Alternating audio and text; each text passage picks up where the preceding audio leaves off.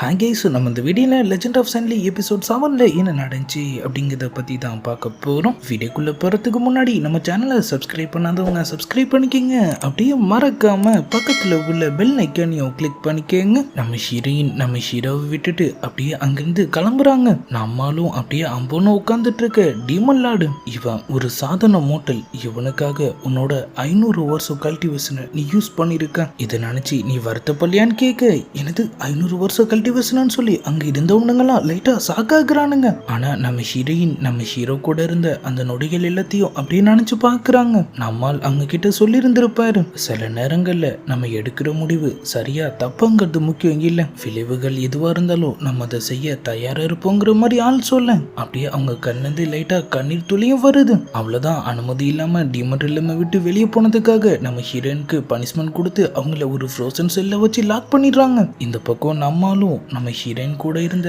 அந்த லேக்கு, அதே வீடு அவங்க மெமரிஸ்ன்னு சொல்லி அப்படியே அவர் வாழ்க்கையை ஓட்டிட்டு இருக்காரு. நம்ம ஹீரோயினும் செல்ல அவரை பத்தி தான் நினைச்சிட்டு இருக்காங்க. அப்படியே காலங்களும் ஓட ஆரம்பிக்குது. நம்மளுக்கு கொஞ்சம் கொஞ்சமா வயசும் ஆக ரொம்பவே முடியாத ஒரு நிலைமைக்கும் அவர் இப்ப வந்துடுறாரு. இப்ப அப்படியே டீமன் ரிலம நம்ம ஹீரோயினை பார்க்க 2 பேர் வரானுங்க. டீமன் லார்ட் உங்களை ரிலீஸ் பண்ண சொல்லிட்டாங்க, என்ன வெட்டிங்கான பாட்டு ஏதாவது வருதா, அதுக்காக தான் என்ன ரிலீஸ் பண்றாங்களாங்கிற மாதிரி நம்ம ஹீரோயின் கேட்க, அவனுங்களும் அப்பெல்லாம் இல்லைன்னு சொல்றானுங்க.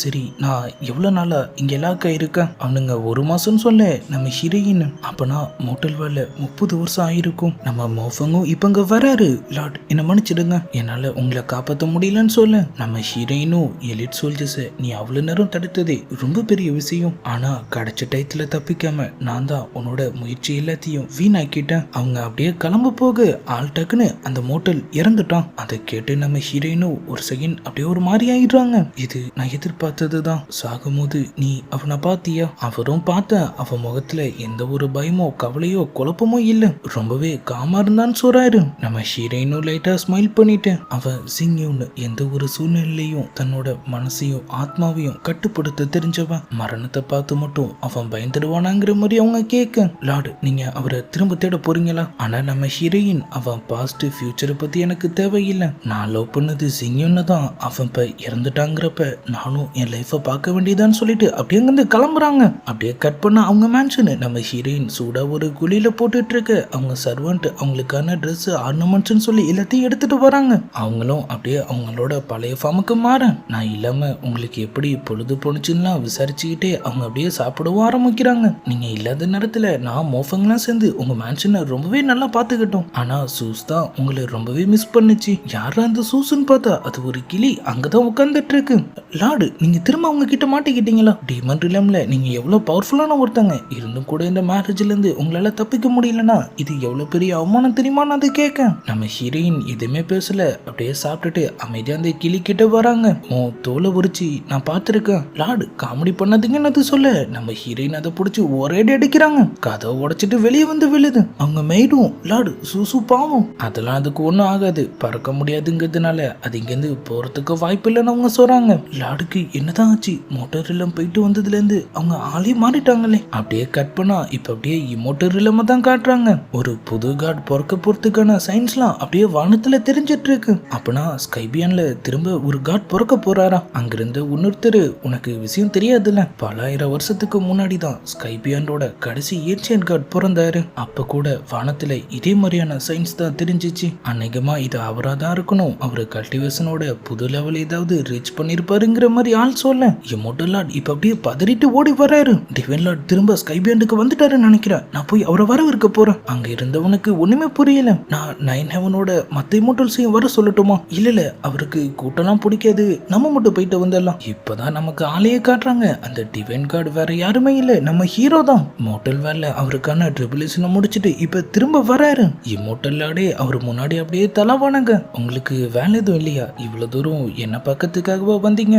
இல்ல டிவைன் கார்டு, இன்னைக்கு வேலை கொஞ்சம் கம்மி தான், அதான் உங்களை பார்த்துட்டு போலான்னு. மோட்டல் வேலை எல்லாம் நல்லபடியா போனுச்சான்னு ஆள் கேட்க, நல்லபடியானா இல்ல கொஞ்சம் கஷ்டமா தான் இருந்திருக்கும், ட்ரிபியூலேஷனாலே அதானே, அதை அவ்வளவு சாதாரணமா சொல்ல முடியாதுன்னு சொல்லிட்டு நம்மால் அப்படியே போயிட்டே இருக்கேன். இம்மோட்டல் லார்டும் ஏதோ பேசிட்டு அப்படியே அவரு கூடயே வந்துட்டு இருக்காரு. நீங்க தப்பா நினைக்கலன்னா நான் கொஞ்சம் இங்க தனியா இருக்கணும்னு ஆசைப்படுறேன். கண்டிப்பா கண்டிப்பா டிவைன் கார்டு. அப்புறம் மோட்டல் வேலை என் ட்ரிபியூலேஷனை பத்தி யாராவது உங்ககிட்ட கேட்டாங்கன்னா அதை அவங்க கிட்ட சொல்லிடாதீங்க. ஆளும் அங்கிருந்து கிளம்ப அவரு கூட வந்தவன் இவரு பேசுற எதுவுமே ஏன் சரியாவே புரிய மாட்டேங்குது. அவரு டிவைன் லார்டு அவரு சொன்னார்னா அதுக்கு பின்னாடி 1000 அர்த்தம் இருக்கும், அதெல்லாம் நம்ம புரிஞ்சுக்க ட்ரை பண்ண கூடாதுன்னு சொல்லிட்டு அவர் அப்படியே அங்கிருந்து கிளம்ப நம்ம ஹீரோவும் இப்ப வெஸ்டர்ன் கார்டன்ங்கிற ஒரு இடத்துல தான் இருக்காரு. ஆள் அப்படியே அவர் பவர்ஸை யூஸ் பண்ண அங்க பறந்துட்டு இருந்த நேம் டாக்ஸ்ல எல்லாம் போய் அது அப்படியே படுது. காட் குயிங்னு சொல்லி ஒருத்தரோட பேர் கிட்டதான் நம்மால் போறாரு. மோட்டல் வேல்ல நீ மட்டும்தான் இப்ப இருக்க நினைக்கிறேன், எனக்கு ஹெவன்ல ரொம்பவே போர் அடிச்சிச்சுன்னு சொல்லிதான் நான் இந்த ட்ரிபிளேஷனுக்கே கிளம்புனேன். ஆனா எங்கேயோ தப்பு நடந்திருக்கு, என்னோட பவர்ஸ் மட்டும்தான் நான் இழந்தேன், என்னோட மெமரிஸ் எல்லாமே என்கிட்ட இருந்துச்சு. அது மட்டும் இல்லாம நான் நினைச்ச மாதிரி இது ஒரு சாதாரண ட்ரிபிளேஷனா இல்ல, அங்க நான் ரொம்பவே இன்ட்ரெஸ்டிங்கான ஒரு ஆளையும் பார்த்தங்கிற மாதிரி நம்மால் சொல்ல வேற யாரு நம்ம ஹீரோயின் தான். ஆனா அது எல்லாம் அங்கேயே முடிஞ்சிருச்சுன்னு சொல்லிட்டு நம்மளும் லைட்டா சோகமாகிறாரு. இப்ப அப்படியே நம்ம ஹீரோயினோட மேன்ஷனு நம்ம ஹீரோ கிஃப்ட் பண்ண அந்த ஹாப்பினை தான் கையில வச்சுட்டு உட்காந்துட்டு இருக்காங்க. அவங்க கிட்ட ஒரு சீக்ரெட் பாக்ஸ் இருக்கு, இது என் கைக்கு வரும்போது இதை யூஸ் பண்றனாலே வராதுங்கிற மாதிரி நான் நினைச்சேன்னு சொல்லிட்டு அவங்க அப்படியே அதை அதுக்குள்ள மறைச்சு வைக்க இந்த பக்கம் அப்படியே ஒரு புது ஆளை தான் காட்டுறாங்க. இவர் தான் போறாங்க நம்ம ஹீரோயின் கல்யாணம் பண்ணிக்க போற பையன். ஆள் அப்படியே பாட்டு மியூசிக்னு லேடிஸ் கூட்டத்துக்கு நடுவுல அவர் அப்படியே கலையை ரசிச்சிட்டு இருக்கு. அப்பதான் அவருக்கான வெட்டிங் ட்ரெஸ் இப்ப அங்க வருது. அதை பார்த்த உடனே ஆள் அப்படியே கடுப்பாய் கத்த ஆரம்பிக்க அதே நேரத்துல நம்ம ஹீரோயினுக்கும் அவங்களுக்கான வெட்டிங் ட்ரெஸ் வருது. லார்டு நீங்க இங்க இல்லத்த இந்த கொஞ்ச காலத்துல அந்த ஃபூராங் ரொம்பவே பண்ணிட்டான் தெரியுமா, ஓடி போன பொண்ணு எனக்கு வேணாம், இந்த கல்யாணத்தை எப்படியாவது நிறுத்துங்கன்னு சொல்லி பெரிய ஆர்ப்பாட்டமே பண்ணிட்டான். என்னமோ நீங்க தான் அவனை கல்யாணம் பண்ணிக்க ஆசைப்படுற மாதிரி அவ்வளவு பேசினான். அதை கேட்ட உடனே அவங்களும் அப்ப என்ன மாதிரியே இந்த மேரேஜ்ல விருப்பம் இல்லாத உணர்த்தன இருக்கானு சொல்லிட்டு அவங்களும் லைட்டா சிரிப்ப போட இப்ப அப்படியே போறாங்க. ஆள் கதறிட்டு தாத்தா என்ன காப்பாத்துங்கன்னு சொல்லி அப்படியே ஸ்லைடிங்லயே வராரு. யாரா அந்த தாத்தான்னு பார்த்தா நம்ம ஹெவன்லி லார்டு. தயவு செஞ்சு இந்த கல்யாணத்துல இருந்து என்ன காப்பாத்துங்க. எந்திரா டிவில் லார்ட் ஜிங்ஸியை நீ கிரீட் பண்ணியா. சைட்ல பார்த்தா நம்ம ஹீரோ நின்னுட்டு இருக்காரு. ஃபூராங்கும் அவருக்கு ஒரு வணக்கத்தை போட இந்த கல்யாணத்தை நீங்க நிறுத்தலனா நான் அப்புறம் ஏதாவது பண்ணிப்பேன், அப்புறம் உங்களுக்கு தான் தேவையில்லாத பிரச்சனை எல்லாம் வரும். ஆளும் அவர் அடிக்கிற மாதிரி பில்டப் போட்டுட்டு நீ என்ன வேணாலும் பண்ணிக்க, ஆனா நீ செத்தாலும் இந்த கல்யாணம் நடக்கும், நிறுத்தாத நல்லா ஆளுன்னு சொல்லி ஒரு பக்கம் சிக்னலும் கொடுத்துக்கிறாரு. அது எல்லாத்தையும் பார்த்து நம்ம ஹீரோவும் இங்க என்ன நடந்துட்டு இருக்குன்னு கேட்க டிவைன் லார்டு நீங்க கொஞ்ச காலம் இங்க இல்ல, அதான் உங்களுக்கு தெரியாதுன்னு நினைக்கிறேன். மேரேஜ் ஃபிக்ஸ் பண்ணதுல இருந்து அந்த சென்லிக்கும் சரி இவனுக்கும் சரி இந்த கல்யாணத்துல சுத்தமா விருப்பமே இல்ல, இதை நிறுத்த எவ்வளவோ பிளான் பண்ணிட்டு இருக்காங்க. ஆனா நீங்க கவலைப்படாதீங்க, இந்த மேரேஜ் நீங்க ஃபிக்ஸ் பண்ணது கண்டிப்பா நடந்தே தீரும். அப்படியே ஒரு குட்டி பிளாஷ்பேக், நம்மால் ஸ்கைபியான்ல இருந்து எங்கேயோ அவசரமா கிளம்பிட்டு இருக்க அந்த இடத்துக்கு நம்ம ஹெவன்லி லார்டு வராரு. டிவைன் லார்டு உங்களை கடைசியா பார்த்தே பல வருஷம் ஆகுது, அதுக்குள்ள எங்க கிளம்பிட்டீங்க. மோட்டல் வேர்ல்டுக்கு நான் சொல்ல மோட்டல் ரிலமும் டிவைன் ரிலமும் அமைதியா போயிடலான்னு சொல்லி நாங்க ஒரு மேரேஜ் அலைன்ஸுக்கு ஏற்பாடு பண்ணிருக்கோம், அதை பத்தி பேசலான்னு போயிட்டு இருக்கும் போதுதான் ஸ்கைபியன்ல ஒளி தெரியறத நான் பார்த்தேன். இது 2 ராஜ்யத்தோட அமைதி சம்பந்தப்பட்டது, முடிவை நீங்களே எடுங்களேங்கிற மாதிரி சொல்ல என்ன பண்ணட்டும்னு ஆள் கேட்கிறாரு.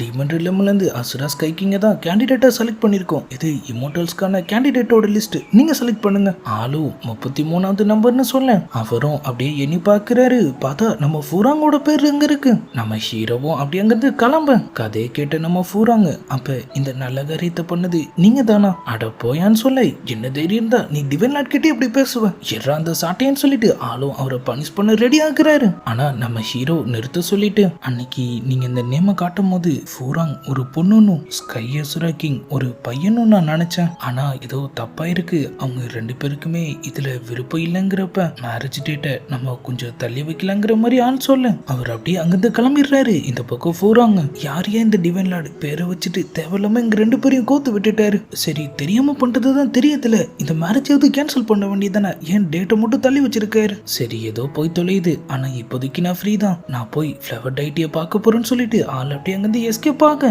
இந்த பக்கம் ஹூட்டன் பயாஸ்ங்கிற ஒரு இடத்த தான் காட்டுறாங்க. ஏதோ ஒரு வித்தியாசமான ஒரு போட்டோலா இல்ல என்னன்னே தெரியல, அது அப்படியே காத்துல பறந்துட்டு இருக்கு. இப்ப அப்படியே டீமன் இல்லாம சேர்ந்த மக்களை தான் காட்டுறாங்க. எல்லாமே அங்க நார்மலா தான் இருக்கு. ஒரு லேடியும் அவங்க குழந்தைய கூட்டிட்டு அப்படியே கடைக்கு வந்திருக்காங்க. அப்ப அந்த பக்கமா போன ஒருத்தர் அவரோட ஸ்பிரிச்சுவல் ஸ்டோனை மிஸ் பண்ண அந்த குட்டி பொண்ணும் அதை எடுத்து கொடுக்கறதுக்காக அப்படியே போறாங்க. திடீர்னு பார்த்தா ஏதோ ஒரு பயங்கரமான ஃபோர்ஸ், மக்கள் எல்லாருமே அங்கிருந்து திருச்சி ஓட ஆரம்பிக்கிறாங்க. அந்த இடமே கலவரமா மாறுது. காட்ஸ் வந்து ஒரு பக்கம் எல்லாரும் தாழ்வான பகுதியை நோக்கி ஓடுங்கிற மாதிரி அனௌன்ஸ் பண்ணிட்டு இருக்க அந்த குட்டி பொண்ணும் அவங்களோட அம்மாவும் தெரியாதனமா அங்கேயும் மாட்டிக்கிறாங்க. அந்த ஃபோர்ஸும் அவங்களை அப்படியே அட்டாக் பண்ண வருது. டக்குன்னு பார்த்தா முன்னாடி ஏதோ ஒரு பவர், என்னடான்னு பார்த்தா நம்ம ஹீரோயினோட ஸ்பியர். அசுரா கிங் நம்மள காப்பாத்து வந்துட்டாங்கன்னு அந்த குட்டி பொண்ணு சொல்ல இப்ப அப்படியே அவங்க டீமன் லார்ட தான் காட்டுறாங்க. பயஸ்ல நடந்த பிரச்சனையை பத்தி தான் அங்க ஓடிட்டு இருக்கு. சமீப காலத்துல இடத்துல அந்த போர்ட்டலோட ஃபோர்ஸ் ரொம்பவே அதிகமாயிருக்கு. இன்னும் எவ்வளவு காலத்துக்கு நம்மளால அதை கட்டுப்படுத்த முடியும்னு தெரியலங்கிற மாதிரி ஆள் சொல்ல டீமன் லார்டும் உடனே நம்ம மோஃபங்கையும் இன்னொருத்தரையும் போய் அந்த இடத்த செக் பண்ண சொல்றாங்க. அந்த போர்ட்டல் பிரேக் ஆகுற மாதிரி இருந்துச்சுன்னா உடனே எனக்கு தகவல் தெரியப்படுத்துங்க. அப்பதான் இமோர்டல்ஸ் மேரேஜை போஸ்ட்போன் பண்ணிட்டாங்கிற தகவலும் அங்க வருது. அவங்க என்ன அவங்க இஷ்டத்துக்கு எல்லா முடிவும் எடுப்பாங்களான்னு சொல்லி அந்த இடமே லைட்டா சலசலப்பாக டீமன் லார்டு எல்லாரையும் கிளம்ப சொல்லிடுறாங்க.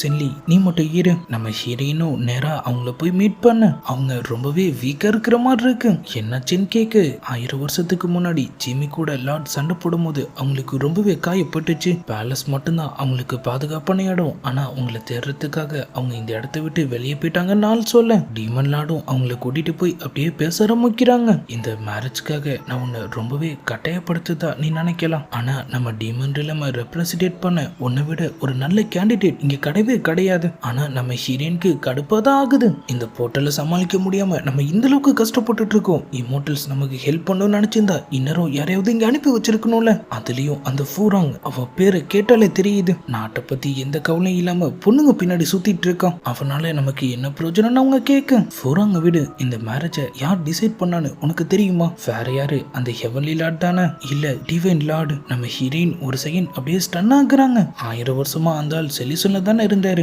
வெளியே வந்த அவருக்கு வேற வேலை எதுவுமே இல்லையா? என் கல்யாணத்தை பத்தி தான் அவர் யோசிப்பாரா? அவங்களும் டிவைன் லார்டுக்கு இந்த 3 உலகமும் கடமைப்பட்டிருக்கு. இமோர்டல்ஸ்க்காக இல்லைன்னாலும் நம்ம அவருக்காக இதை கண்டிப்பா பண்ணிதான் ஆகணும். ஆனா நம்ம ஹீரோயின் சரியா கெஸ் பண்றாங்க. இவ்வளவு நாள் செலிசன்ல இருந்ததுனால அவருக்கு இங்க மாறின எதுவுமே தெரிஞ்சிருக்காது. பையன் பேர் எது பொண்ணு பேர் எதுன்னு தெரியாம கூட தான் அவரு கண்டிப்பா இந்த மேரேஜை ஃபிக்ஸ் பண்ணிருப்பாரு. இப்ப அதனாலதான் இதை போஸ்ட்மார்ட்டம் பண்ணிருக்காரு. ஹூட்டின் பாய்ஸ்ல சில மான்ஸ்டர்ஸ் சீல் பண்ணிட்டாருங்கிறதுக்காக அவர் சொன்னா எல்லாத்தையும் நம்ம கேட்கணுமான்னு சொல்லிட்டு அவங்க அப்படியே அங்கிருந்து கிளம்ப அவங்களும் இந்த உலகத்துக்கு வர இருந்த மிகப்பெரிய அழிவை டிவைன் லார்ட் அவரோட பவர்ஸை வச்சு தடுத்து இருக்காரு. தெரியும் இந்த கதையை 1000 வாட்டி சொல்லியிருக்கீங்க. ஆனா அவரால் தான் நம்ம ஹூட்டின் பாய்ஸை பாதுகாக்கிறதுக்காக ஒண்ணும் இங்க மாட்டிட்டு இருக்கோம்னு சொல்லிட்டு அவங்க அப்படியே கோமா அங்கிருந்து கிளம்ப நேரா அவங்க மேன்ஷன்ல இருக்கிற அவங்க கிளியை தான் பாக்குறாங்க. மண்டையில இருந்த முடியெல்லாம் ஏற்கனவே பிச்சுட்டாங்க போல. லார்டு இந்த மண்டையை வச்சுட்டு என்னால வெளியே தலை கட்ட முடியல, என்ன தயவு செஞ்சு உள்ள கூட்டிட்டு போங்க. அவங்களும் வெளியே சுத்தி நீ ரொம்பவே அழுக்கா இருக்க, நான் உன்னை குளிக்க வைக்கிறேன்னு சொல்லிட்டு டெரரா அதை அப்படியே உள்ள தூக்கிட்டு போக அந்த கிளி கதற சொல் மட்டும் கேட்கிற மாதிரி காமிச்சதோட அப்படியே எபிசோட் 7 முடியுது. நம்ம ஹீரோ கொடுத்த ட்விஸ்ட் பத்தி நீங்க என்ன நினைக்கிறீங்க? இந்த வீடியோ எப்படி இருந்துச்சுங்கிறதெல்லாம் மறக்காம கமெண்ட்ல சொல்லுங்க. இதுக்கப்புறம் என்ன நடந்துச்சுங்கிறதெல்லாம் நம்ம நாளைக்கான வீடியோவை பார்த்து தெரிஞ்சுக்கலாம். அது வரைக்கும் குட் பை.